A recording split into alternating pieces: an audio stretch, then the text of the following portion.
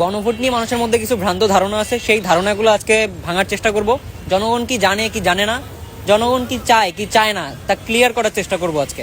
এই ভিডিওটা অনেক গুরুত্বপূর্ণ হতে যাচ্ছে, তাই শেষ পর্যন্ত দেখবেন। আমরা এখানে আঙ্কেলকে পাইছি, তো আঙ্কেলকে একটা প্রশ্ন করার চেষ্টা করব। সেটা হচ্ছে যে আঙ্কেল, বাংলাদেশে যে গণভোট হবে এই ব্যাপারটা থেকে আপনি অবগত আছেন? অবশ্যই আছি। গণভোটে হ্যাঁ না ভোট হবে এই ব্যাপারটাও আপনি জানেন? জানি। এখন আমার কোশ্চেন হচ্ছে যে এই গণভোটের 48টা পয়েন্টের সাথে বিএনপি একমত না, এটা কি আপনি জানেন? বিএনপি একমত নয়। একমত না, অনেকগুলো পয়েন্ট আছে, তার মধ্যে 48টার পয়েন্টের মধ্যে বিএনপি একমত না, ব্যাপারটা এমন না। মানে বিএনপির এখানে কিছু নোট অফ ডিসেন্ট আছে। যেমন হচ্ছে যে বিএনপি এই জিনিসগুলো চায় না, এভাবে চায় না, বাট এভাবে চায়। যেমন আমি আপনাকে বলি, আপনি কি চান যে শেখ মুজিবের ছবি অফিসে টানানো হোক, এটার পক্ষে না বিপক্ষে? না, আমি এটা চাই না। এখন আঙ্কেল, এই ব্যাপারটা হচ্ছে এনসিপি আর জামাতের তত্ত্বাবধানে এই মানে বিএনপি কে না জানায় এই পয়েন্টটা হচ্ছে ঐক্যমত কমিশনে ঢোকানো হয়েছে। এটাকে ঠিক মনে করেন আপনি? না, এটা আমি ঠিক মনে করি না। আচ্ছা ঠিক আছে। এখন আরেকটা প্রশ্ন আমার কাছে আপনার কাছে আমার আছে, সেটা হচ্ছে যে আঙ্কেল, 48টা পয়েন্ট, কোন পয়েন্ট দেশের স্বার্থে হয়তো বিএনপি হ্যাঁ বলতে পারে, কোন পয়েন্ট দেশের স্বার্থে বিএনপি না বলতে পারে। তো এই 48টা পয়েন্টের মধ্যে ঐক্যমত কমিশন কি করছে? আপনি যদি না বলেন তাহলে 48টাতেই না করতে হবে, যদি হ্যাঁ বলেন তাহলে 48টা পয়েন্টে আপনার হ্যাঁ বলতে হবে। এটা কি জোর করে চাপাই দেওয়ার মতো মনে হচ্ছে না? জোর করে চাপাই দেওয়া হচ্ছে। তাহলে এটা কি উচিত হয়েছে? এটা পুরো ঠিক হয়নি। আপনি কি এটার পক্ষে নাকি বিপক্ষে? এটা আমি বিপক্ষে। এখন যদি আপনাকে আমি বলি যে আপনি বিএনপির পক্ষে না ভোট দিবেন নাকি জামাত এবং এনসিপির পক্ষে হ্যাঁ ভোট দিবেন, কোনটা করবেন? জামাতের পক্ষে ভোট দেবো, বিএনপির পক্ষে তো আছে, আমি তো না ভোট দেবো। না ভোট দিবেন? হ্যাঁ, ঠিক আছে। রিক্সাওয়ালা মামা আসতেছে, ওনাকে আমরা কিছু কোশ্চেন করবো। মামা একটু দাঁড়ান, আপনাকে কি একটা রাজনৈতিক প্রশ্ন করতে পারবো? আচ্ছা বলেন। আমার প্রশ্নটা হচ্ছে যে দেশে যে বিএনপি জামায়াত এবং এনসিপি কে নিয়ে ঝামেলা চলতেছে গণভোট নিয়ে, গণভোটের ব্যাপারে কি আপনি শুনছেন? হ্যাঁ, খবরে শুনছি। খবরে শুনছেন গণভোটের ব্যাপারে? গণভোট সম্পর্কে আপনি কিছু জানেন যে হ্যাঁ বা না ভোট মানে কোন প্রেক্ষিতে হচ্ছে বা কোন পয়েন্টে হচ্ছে? এই গণভোট তো অনেক আগে শুনছিলাম যে গণভোট হয়েছে, তাছাড়া তার কখনো গণভোট সম্বন্ধে কোনো প্রশ্ন আপনি জানেন না? আচ্ছা, এখন গণভোটের একটা সমস্যা আছে। সমস্যা হচ্ছে প্রধানমন্ত্রী সম্পর্কিত একটা ধারা আছে, 48টা ধারা, যে ধারাগুলা বিএনপি এনসিপি এবং জামাতের সাথে একমত পোষণ করে নাই। এখন এই 48টার মধ্যে একটা পয়েন্ট আপনাকে আমি জিজ্ঞেস করি, সেটা হচ্ছে যে ঐক্যমত কমিশনের প্রস্তাবনা, মানে হচ্ছে আপনার জামাত এবং এনসিপি কি চায়? তারা বলছে প্রধানমন্ত্রী সর্বোচ্চ 10 বছর পর্যন্ত দায়িত্বে থাকতে পারবেন, মানে কেউ যদি পরপর 2বার নির্বাচিত হয়, এটা বলছে। এবং দলীয় প্রধান ও প্রধানমন্ত্রী একসঙ্গে হওয়া যাবে না। যেমন দলীয় প্রধান বলতে কি, বিএনপির দলীয় প্রধান কে বলেন তো? বিএনপির দলীয় প্রধান হচ্ছে তারেক জিয়া, বর্তমানে উনি হচ্ছে ভারপ্রাপ্ত। আমাদের ম্যাডাম হচ্ছে খালেদা জিয়া। হ্যাঁ, খালেদা জিয়া হচ্ছে দলীয় প্রধান। এখন এই ব্যাপারে বিএনপি বলছে না, এরকম না হয়ে আমরা চাচ্ছি পরপর 2 মেয়াদের বেশি কেউ প্রধানমন্ত্রী থাকতে পারবে না, বাইরের দেশে যেগুলো হয়। হ্যাঁ হ্যাঁ, অবশ্যই ভালো। আর আরেকটা পয়েন্ট হচ্ছে, কিন্তু দলীয় প্রধান কে হবেন সেটা সংবিধান ঠিক করতে পারে না, এটা দলের অভ্যন্তরীণ বিষয়। এখন মনে করেন যে আপনি রিক্সা চালাচ্ছেন, আপনি রিক্সা 10টা রিক্সার মধ্যে প্রধান আপনি, আপনার কথা ছাড়া একজন আরেক এলাকায় চালাতে পারবে না।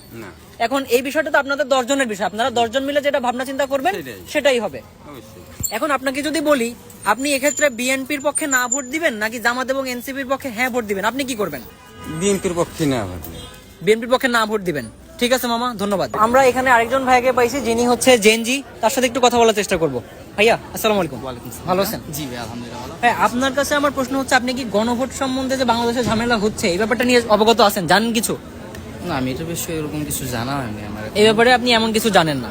আচ্ছা ঠিক আছে। এখন আপনাকে একটা প্রশ্ন আমি করতে পারি, সেটা হচ্ছে যে দুর্নীতি দমন কমিশনের নিয়োগের ক্ষেত্রে ঐক্যমত কমিশন একটা কথা বলছে, সেটা হচ্ছে যে 7 সদস্যের বোর্ডে একজন সরকারি দল থেকে, মানে যারা জিতবে, নির্বাচনে জিতবে, আর 3 জন বিরোধী দল থেকে, 3 জন নিরপেক্ষ দল থেকে। এই যে চাওয়াটা ঐক্যমত কমিশনের যে চাওয়া, এই চাওয়াটা হচ্ছে যে জামাত এবং এনসিপির চাওয়া।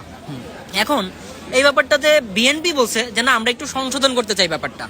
বিএনপি বলছে যে আমাদের একটা নোট অফ ডিসেন্ট আছে, সেটা হচ্ছে যে সরকারি এবং বিরোধী দলের প্রতিনিধিদের মধ্যে ভারসাম্য রাখার জন্য যদি 6 সদস্যের বোর্ড হয় তাহলে 3:3 করা উচিত, 3 জন সরকারি দল থেকে এবং 3 জন বেসরকারি দল থেকে, আর একজন নিউট্রাল রাখলে আপনারা রাখতে পারেন। এটা হচ্ছে বিএনপির চাওয়া। এখানে আপনার কি মনে হয়, বিএনপি ভালো কথা বলছে নাকি জামাত এনসিপি ভালো কথা বলছে? যদি আমরা ভারসাম্য রাখতে চাই দুর্নীতি দমন কমিশনে, তাহলে কোনটা বেটার হবে? সরকারি দল থেকে একজন আপনার ঐক্যমত কমিশন যাচ্ছে সরকারি দল থেকে হচ্ছে একজন থাকবে, বাকি 6 জন থাকবে বাইরের থেকে, তাইলে কি ভারসাম্য রাখা সম্ভব?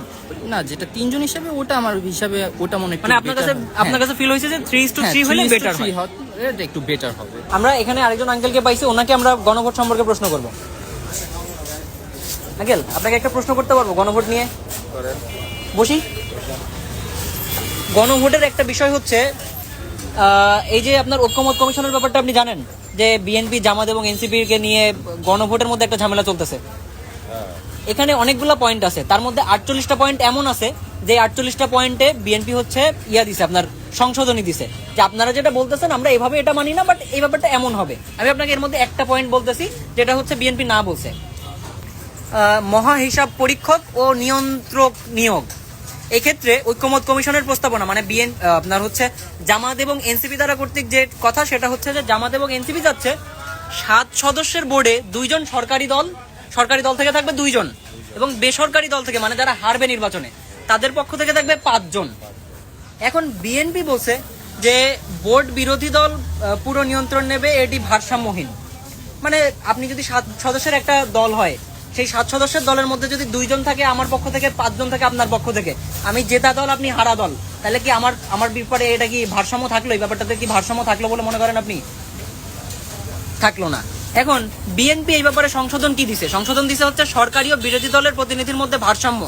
যেমন এটা হওয়া উচিত হচ্ছে যেহেতু 7 জনের বোর্ড, তাহলে বিএনপি বলছে 3 জন হচ্ছে বিরোধী দল থেকে থাকবে 3 জন, সরকারি দল থেকে থাকবে 3 জন, এবং একজন আপনার হচ্ছে যে হয় নিউট্রাল একজন ব্যক্তি যে কোনো দলেরই না, অথবা লাগবে না, হয় 2 জন করতে হবে 2:2 অথবা 3:3।